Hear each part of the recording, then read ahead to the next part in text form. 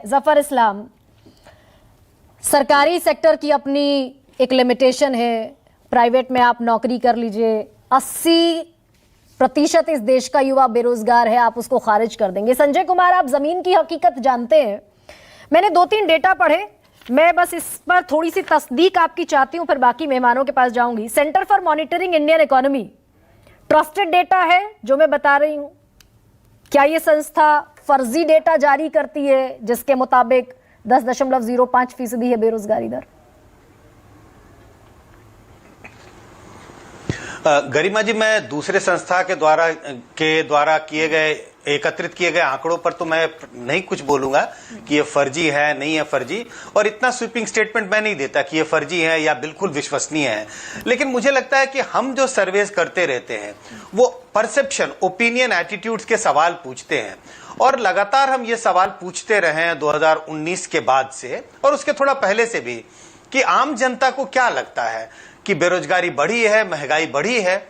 और कम से कम ये 2 मुद्दों पर, चाहे बीजेपी की सरकार दोबारा जीत के आती है, चाहे किसी भी पार्टी की सरकार दोबारा जीत के आ रही हो, इरेस्पेक्टिव, चाहे वो हम बंगाल की बात करें, तृणमूल कांग्रेस दोबारा जीत के आती है, लेकिन तमाम राज्यों में लोगों का कहना यह है कि महंगाई बढ़ी है, बेरोजगारी बढ़ी है, और वो छोटी संख्या नहीं है उनकी।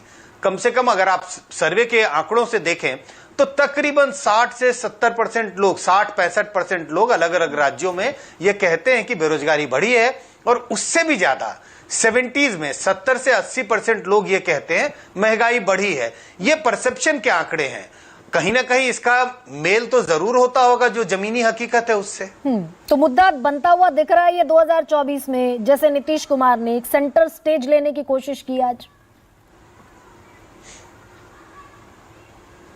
नहीं, मैंने कहा ये लोगों का ओपिनियन है, लोग ऐसा समझते हैं कि बेरोजगारी बढ़ी है, महंगाई बढ़ी है।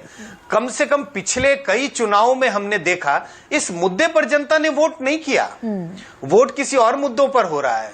अब 2024 में ये मुद्दा बनेगा या नहीं बनेगा, ये आने वाला वक्त बताएगा, या कम से कम विधानसभा के चुनाव जो होने वाले हैं, 5 राज्यों के चुनाव, इसमें हमें इसकी कुछ झलक मिलेगी, और उसके बाद आने वाले समय में ये इस बात का आभास होने लगेगा कि क्या ये बड़ा मुद्दा बनने वाला है या नहीं बनने वाला है। कम से कम पिछले कई राज्यों के चुनाव को हमने देखा, चाहे सरकार दोबारा जीत के आई हो या दोबारा जीत के नहीं आई हो, इन मुद्दों पर लोगों ने वोट नहीं किया।